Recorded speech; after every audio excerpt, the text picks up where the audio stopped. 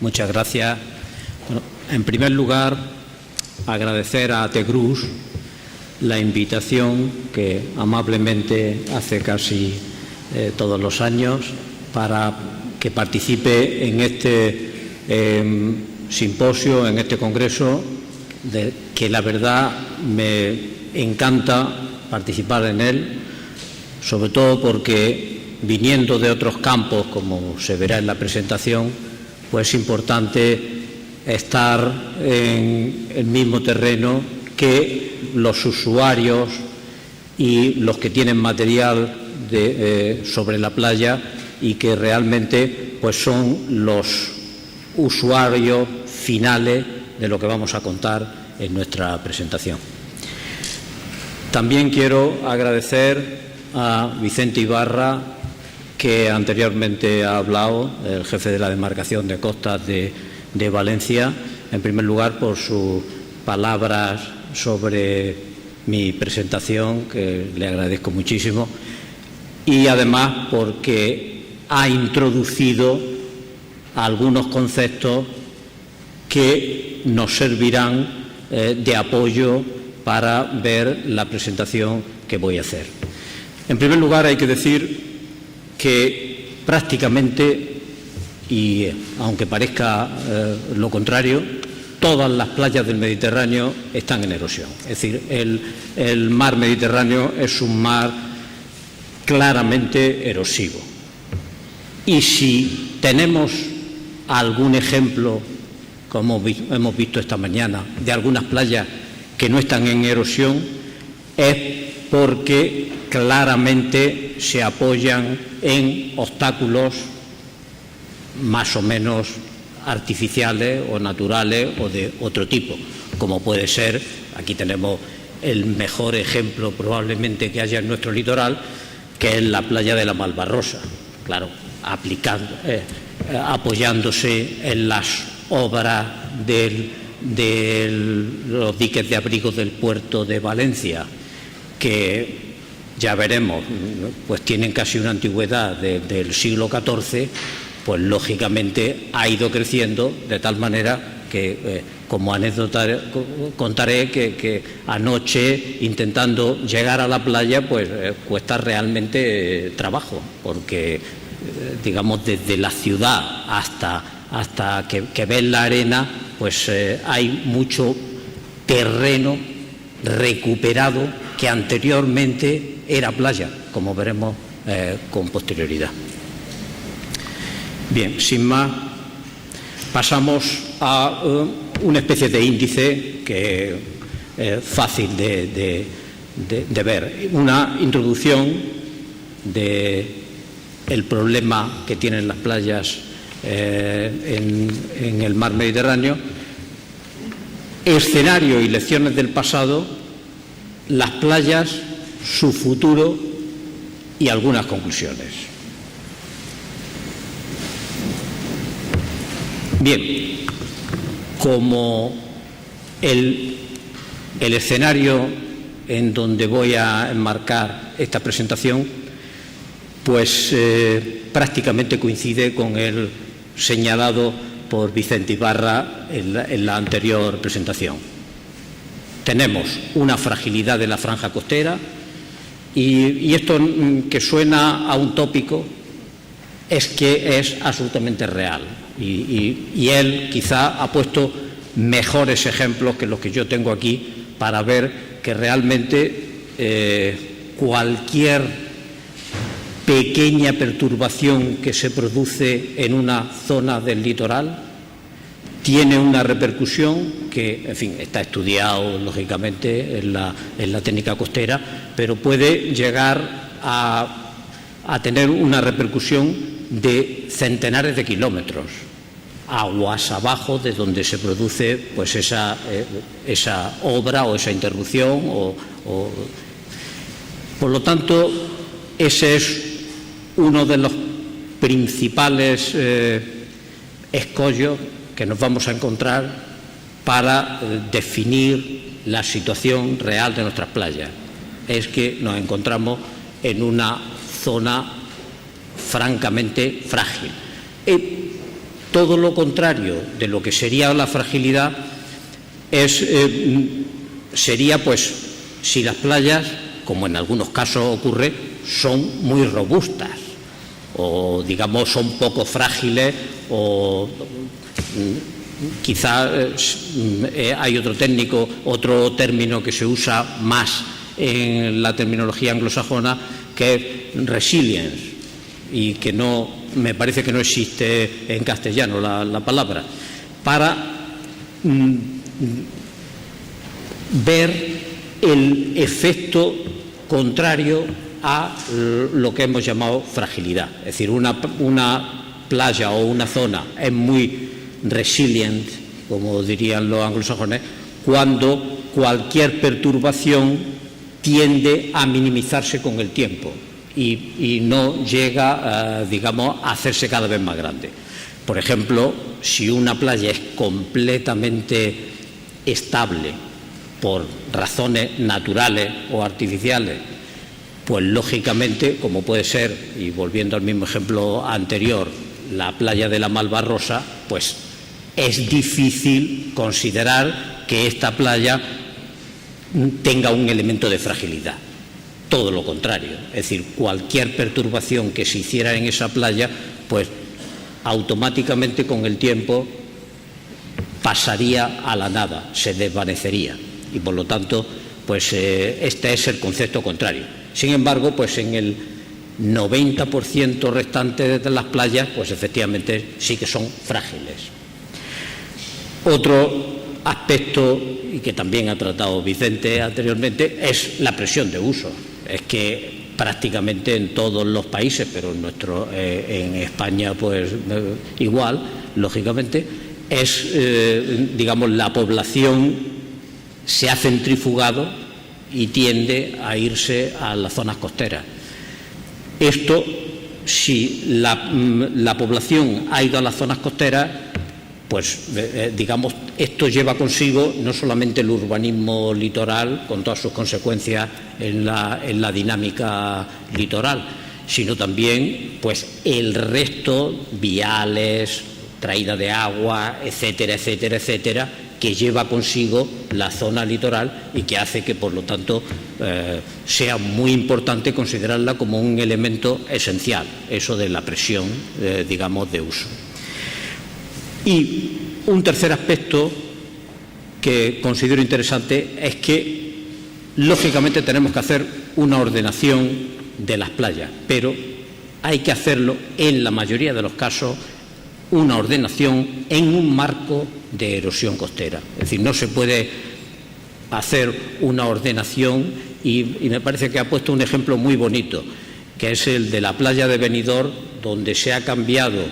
el paseo marítimo, que era rectilíneo, por una forma sinusoide que sin duda tienen un valor estético muy superior al que tenían anteriormente. Pero hay una cosa muy importante: esto no se puede hacer en todas las playas. Cuando estas perturbaciones que haces de la playa inciden en la dinámica litoral, estamos tratando con fuego. Es decir, esto se puede hacer en las playas estables, como es el caso, por supuesto, de la playa de Benidorm, que es una playa que aparentemente, con el uso que tiene, con la urbanización de más de 1 millón de personas en verano, etcétera, pues parecería que está en malas condiciones, y sin embargo es un ejemplo, yo creo, a nivel mundial, de una playa que desde el punto de vista de su estabilidad es un ejemplo. Funciona perfectamente y esperemos que esas perturbaciones que hemos hecho no cambien esa estabilidad que tiene al presente. Y por último, pues otro de los aspectos muy actual sobre el tema de la ordenación en un marco de erosión costera es una gestión integrada. Ya, lógicamente, en el mundo que vivimos y en el año 2013, pues ni siquiera las playas, ni por supuesto otras de las actuaciones en el litoral, se pueden ver como un elemento aislado en sí mismo. Es decir, hay que hacer pues una gestión integrada de varios, tanto espacial como temporal, y con todos los aditamentos de ordenación y de gobernanza que eso lleva consigo. Y por lo tanto, pues si queremos, y nos han puesto esta mañana el ejemplo de la Marina Real está claramente imbricada con lo que ocurre en la playa que tiene aledaña, que como hemos dicho es una playa completamente estable, y esa es la gran ventaja de esa localización. Pero en otro caso pues habría que tener en cuenta ambos aspectos para hacer una ordenación verdaderamente sostenible en el tiempo y que perdure. Bien, en este mapita está sacado de una ordenación de la zona costera previa a la Ley de Costas de 1988. Fue exactamente entre el año 1982 a precisamente 1988. De aquí partieron muchas de las consecuencias que luego hemos visto en la Ley de Costas del año 1988. Y simplemente quiero resaltar una cosa, y es que de toda la costa mediterránea, en la que vamos a hablar, la única que tiene prácticamente continuidad de arena y de playa es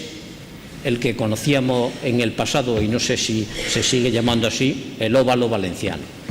Es decir, las playas donde nos encontramos, incluyendo por supuesto Castellón y hasta llegar a Alicante. Si veis, el resto del Mediterráneo alterna zonas de playa con zonas acantiladas, con acantilados bajos, etcétera. La única que prácticamente no tiene solución de continuidad en la arena es justamente el óvalo valenciano. Eso tiene una importancia radical en todo lo que vamos a ver y en todo lo que se puede decir sobre esta zona de nuestro litoral. Bien, bueno, esto es una referencia al pasado. Ya no existe ninguna playa de estas características tan crítica, ¿no? Esto se hizo precisamente al amparo un poco de la Ley de Costas, que prácticamente la primera alimentación artificial de playa que se produjo en España fue el Marembe, fue en esta zona, en el año 1987. Hasta entonces, todas las actuaciones que se habían hecho en la costa eran actuaciones del tipo de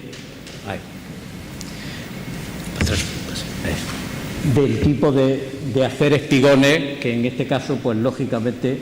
daba la impresión de que no estaban funcionando demasiado bien, y sin embargo pues luego a partir del año 1987 y ya con la Ley de Costas en 1988 pues se hizo una masiva alimentación artificial de muchísimas playas de toda la zona. De hecho, en algunos casos todavía estamos viviendo de esa alimentación artificial que se hizo en esa época. Como dato, les diré que en unos años, aproximadamente entre 20 y 25 años,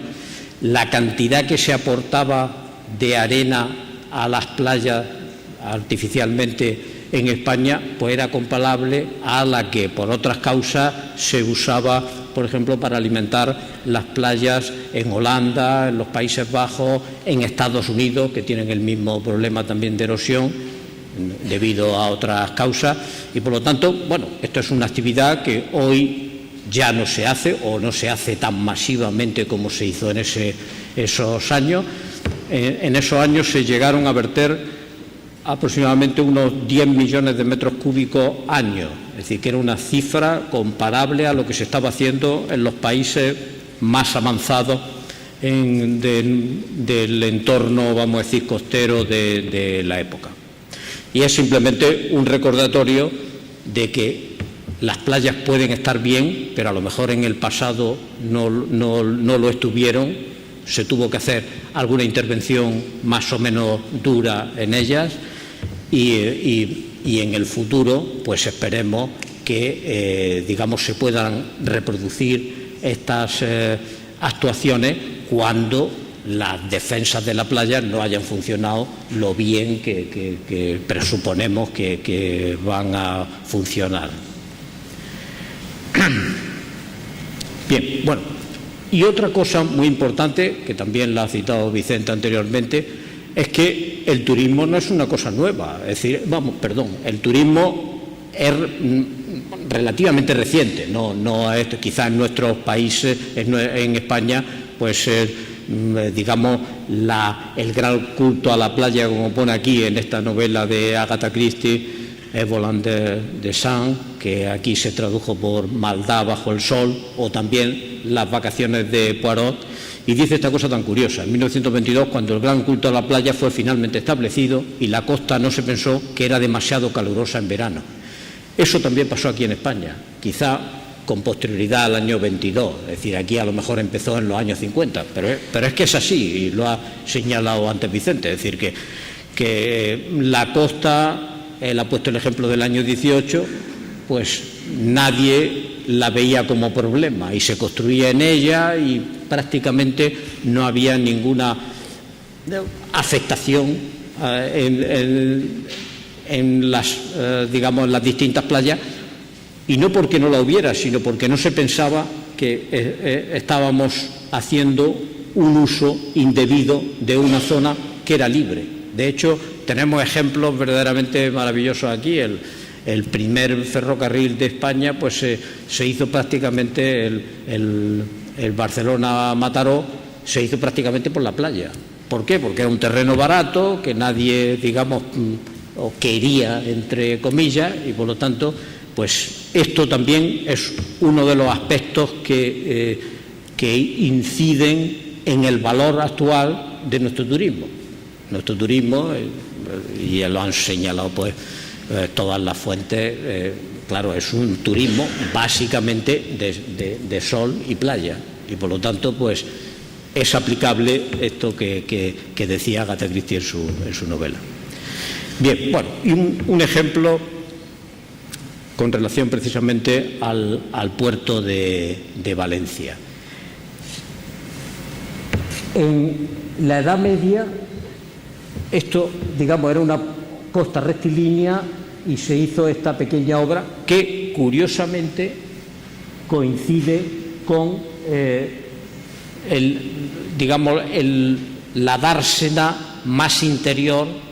del puerto de Valencia, del que nos ha hablado esta mañana. Y precisamente esta diapositiva tiene su importancia en el asunto que voy a decir. En el año 1850 aproximadamente, los alumnos de la escuela de École de Pont-et-Chaussée francesa vinieron a un viaje de prácticas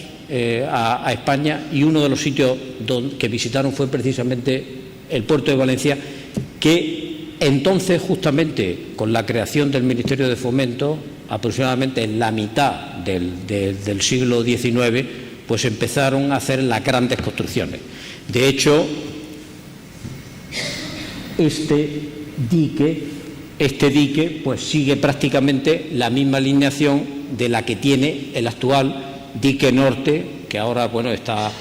roto por la mitad para la entrada del puerto, y simplemente falta otra alineación, que sería esta, más al norte todavía, y otra más exterior, pero bueno,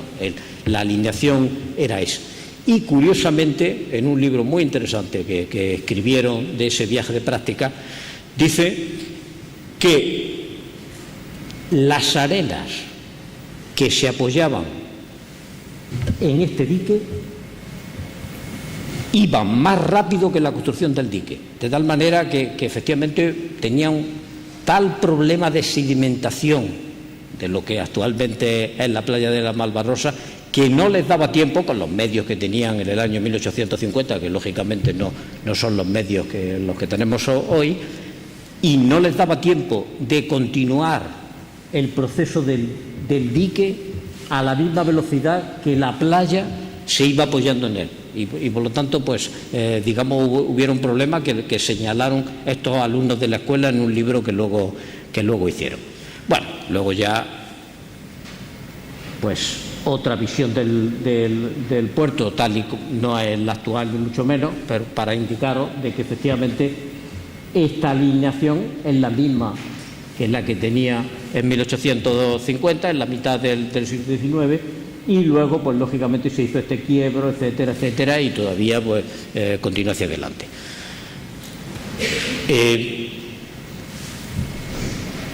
Esto nos indica el por qué las playas que se apoyan en el puerto están muchísimo mejor desde el punto de vista de la estabilidad y de casi todos los puntos de las que están aguas abajo del puerto. ¿Por qué? Porque la cantidad de arena de una unidad fisiográfica es limitada. Si la arena se acumula en un lado, pues se pierde por otra. Aparte de, lógicamente, de la disminución drástica de aportes de los cauces fluviales, que en definitiva son los que hacen las playas. Es decir, en nuestro litoral se puede decir que el 99% del material que está en las playas ha sido aportado por los ríos. Nosotros no tenemos, digamos, zonas como en el Caribe que tengan playas de origen biológico. Hay algunas en Canarias, pero no, normalmente en nuestro mar Mediterráneo las playas son prácticamente de origen continental, es decir, es material que viene por los ríos. Y por lo tanto, bueno, pues lógicamente, digamos, cuando se produce una interrupción de ese transporte, pues automáticamente ocurre un crecimiento de la playa aguas arriba de la dirección de ese transporte y una erosión consecuente aguas abajo, y esto pues generalizado en todos los casos, y como parece que lo hemos olvidado al día de hoy, pues yo creo que hay que recordarlo. Bien, bueno, otro ejemplo de esto mismo dentro del óvalo valenciano que hemos citado anteriormente, el delta del río Mijares, que tiene el doble aspecto de que el río Mijares no aporta, y además que como hay un déficit sedimentario en la zona, pues lo que hace es que está retrocediendo muy importantemente la punta, de tal manera que está dejando de ser casi un delta, es decir, y se va casi a convertir en una costa rectilínea.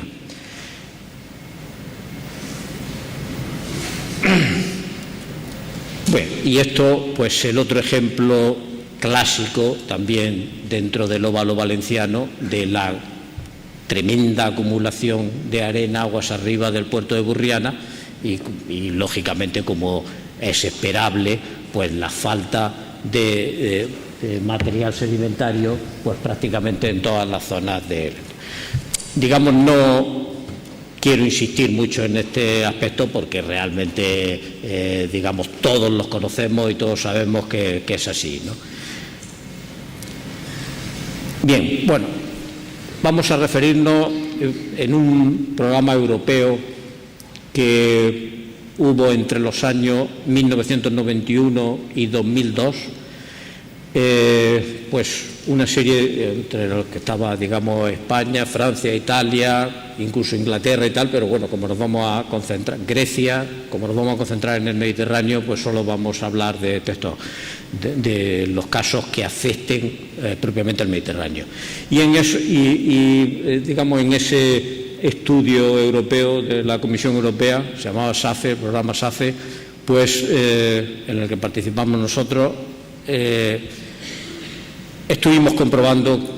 las zonas que estaban en erosión en prácticamente en toda la costa europea de los países implicados y luego por extrapolación pues en el resto del Mediterráneo. Y entonces, bueno, pues vemos que prácticamente toda la zona mediterránea está afectada por esa erosión. Estos son los puntos, significaban zonas donde se había estudiado.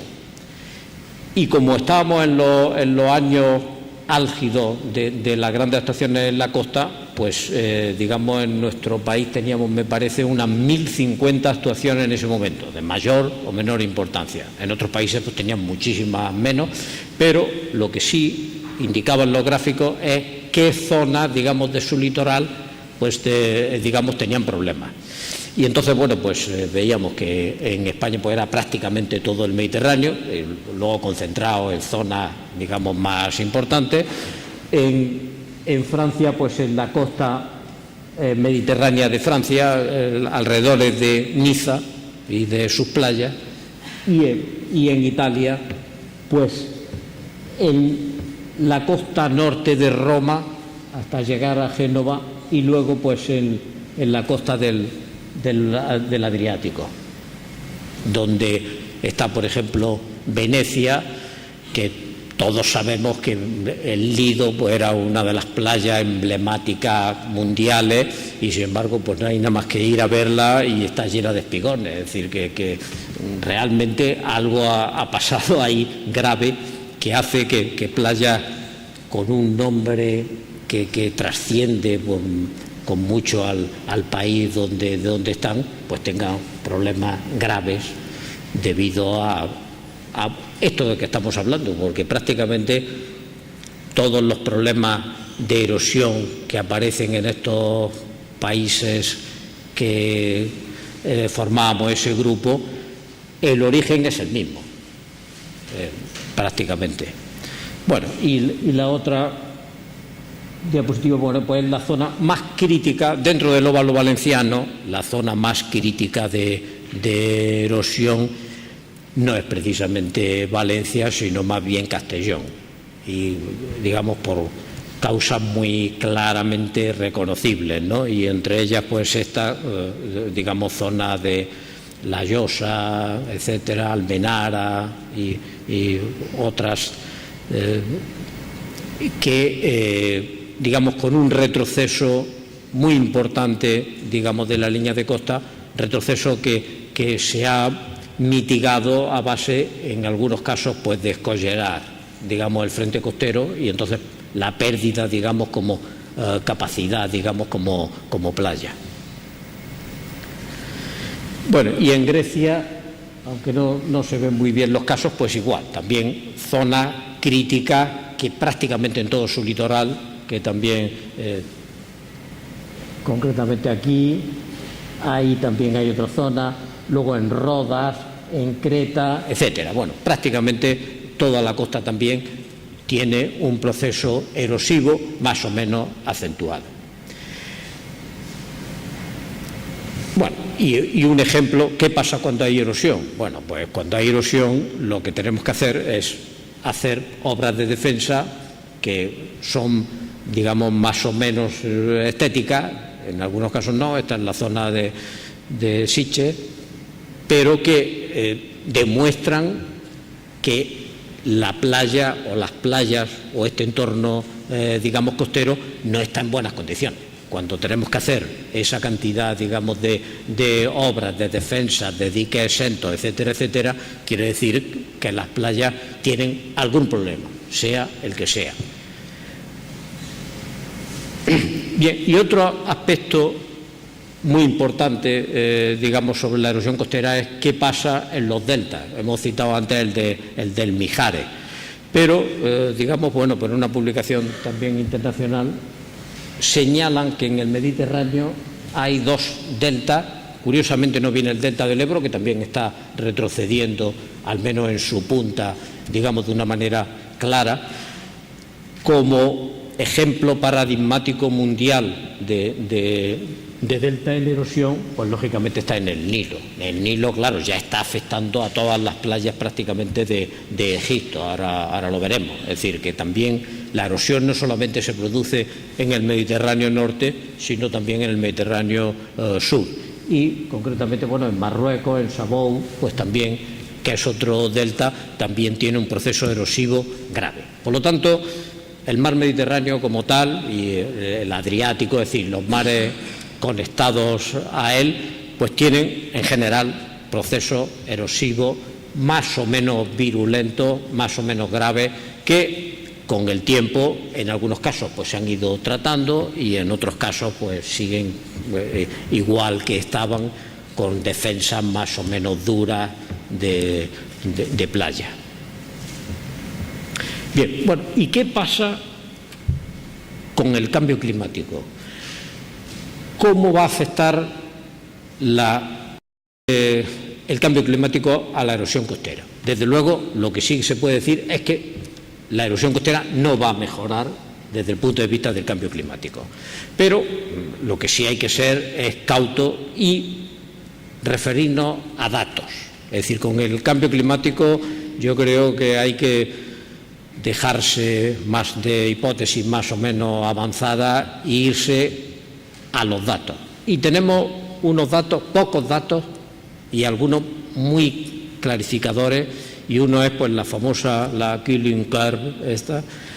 que efectivamente pues desde el año 1958, que es cuando se hizo, hasta el 2006, pero continúa prácticamente la misma proporción al día de hoy, es un aumento, digamos, del porcentaje de CO2 en la atmósfera. Esto es un dato, ¿no? Aquí no hay teoría de que si el origen de este aumento es origen, valga la redundancia, humano, si son otras causas, si son ciclos, digamos, de centenares o miles de años, etcétera, etcétera, como hay, digamos, teorías para todos los gustos. Pero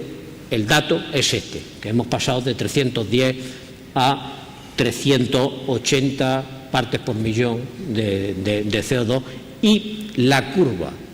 a pesar de los esfuerzos que se están haciendo mundialmente y que todos conocemos, sigue aumentando. Es decir, que prácticamente no se ve una reducción, digamos, del contenido de CO2 en la atmósfera debido.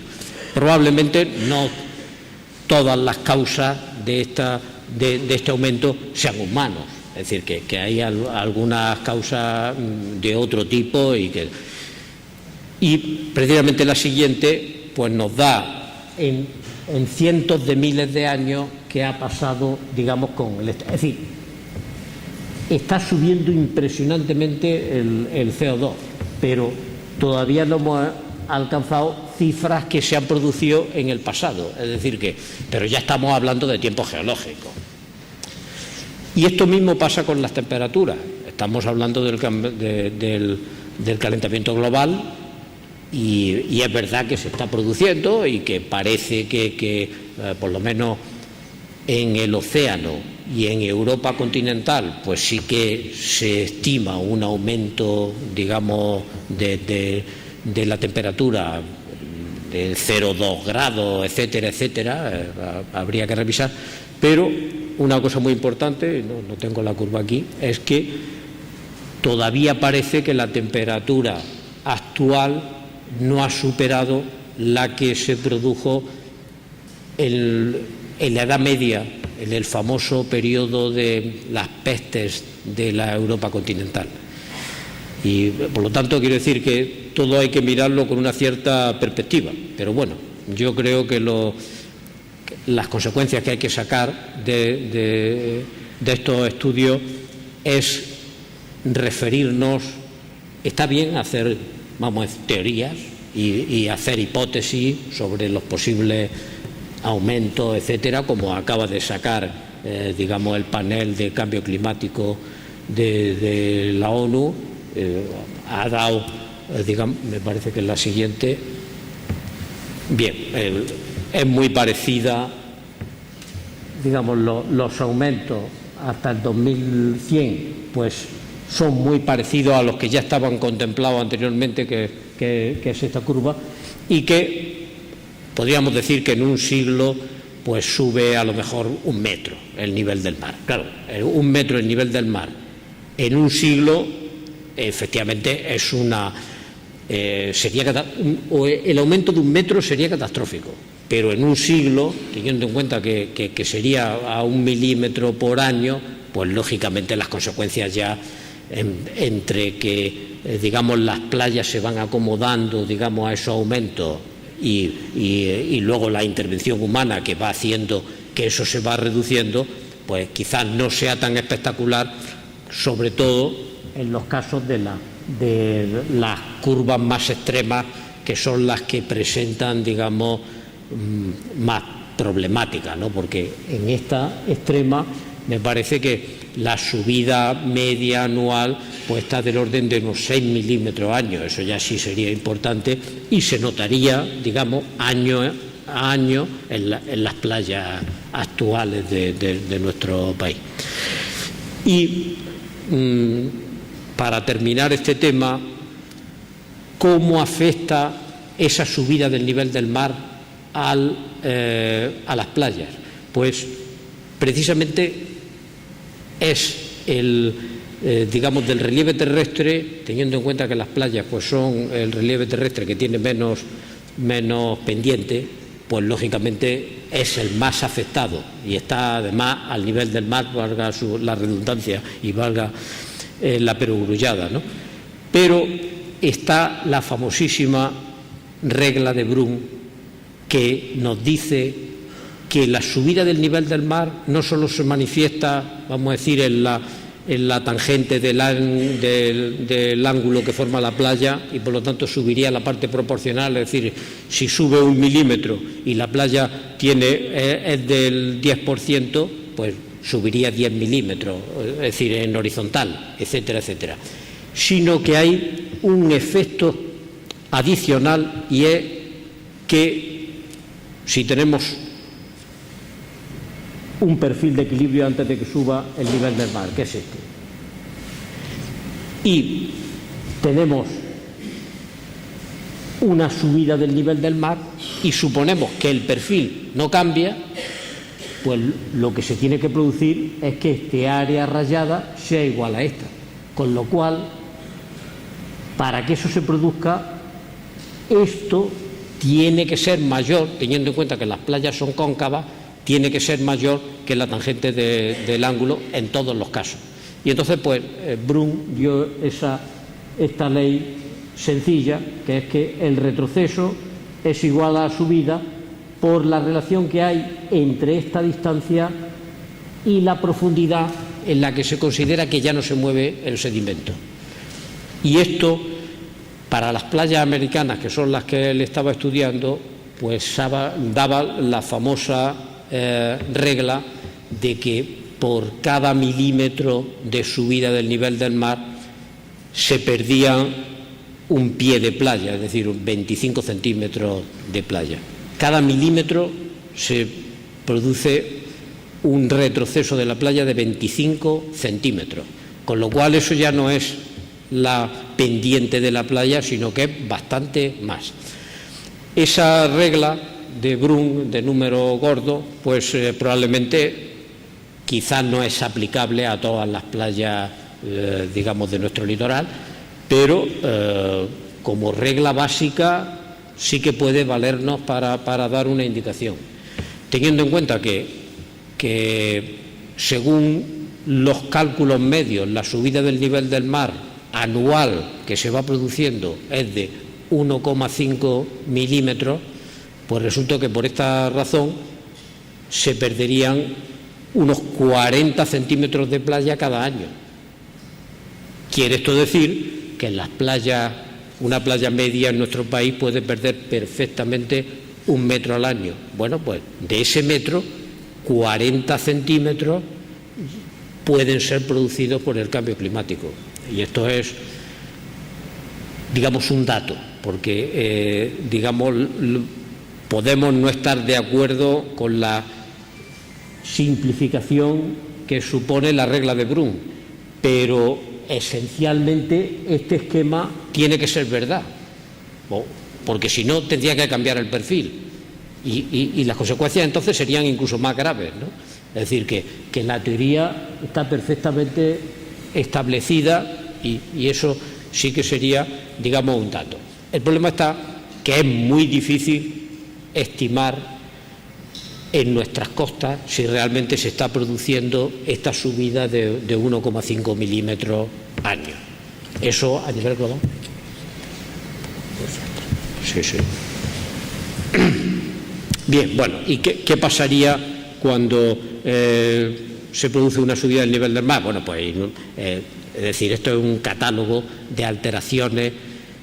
aumento de la erosión costera, incremento de la salinidad, por ejemplo en este caso en la albufera, etcétera, etcétera, cambios de los depósitos sedimentarios,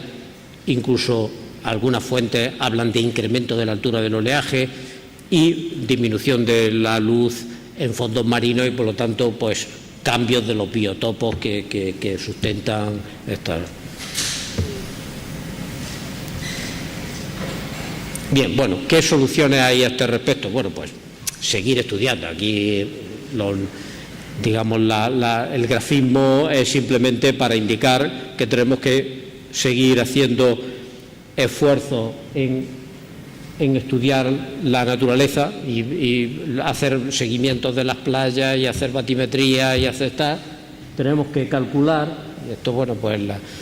una representación del tensor de radiación perpendicular, tenemos que hacer ensayos de laboratorio, tenemos que hacer ensayos en canal, etcétera, etcétera, y es la única manera de ir solucionando el problema conforme se va presentando. Bien, bueno, y esto es un sumario, digamos, de lo que he estado hablando de las zonas más críticas de la erosión en el Mediterráneo. Concretamente en España, pues el óvalo valenciano; en Francia, la zona de Niza; en Italia, la costa de Génova, Toscana, Italia central; en Grecia, Pieiria, Rodas, Mesologui; y en Turquía, pues igual, Aquiaga, Amzat y sobre todo en el mar Egeo; y en el sur, Marruecos, el delta de Sebou que hemos visto anteriormente; Egipto, muchas zonas, porque claro, el delta se va extendiendo, digamos, su proceso erosivo, y no solamente el delta del Ebro, sino el Arí, etcétera, etcétera; y en Israel, pues prácticamente toda la costa mediterránea de Israel, que es la que cierra el mar Mediterráneo por oriente. Conclusiones. Bueno, pues tenemos todas estas que son de perogrullo, es decir, no hay esto. Una es convivir con la erosión, que es en definitiva lo que estamos haciendo al presente, es decir, cuando se presenta, pues hay que convivir con ella, tratar de hacer lo que hemos hecho en Sitges, pues efectivamente cerrar las playas, defenderlas con soluciones rígidas, etcétera, etcétera. Luchar contra las causas, esto es más difícil, porque hay algunas causas que ya no están en nuestro poder cambiarlas, ¿no? Pero en fin, algunas, cuando se pueden producir, pues sí que convendría luchar contra las causas. Alimentación artificial, como se venía haciendo tradicionalmente; disminuir la fragilidad de la costa en lo que se pueda. Esto influye, pues, sobre todo el urbanismo litoral, en fin, y los asentamientos costeros, el no construir encima de las dunas como hemos hecho en el pasado, etcétera, etcétera. Una de estas es intercambiar experiencias con los países que van a tener el mismo problema, que ya lo tienen, y esto yo creo que es muy importante, que todos, hombre, desde el punto de vista turístico, probablemente el Mediterráneo somos competidores, ¿no? Pero no está mal el hacer un esfuerzo conjunto de estudiar y ver un poco qué se puede hacer. Y luego, bueno, como he citado anteriormente, la gestión integrada de la costa. Y muchísimas gracias.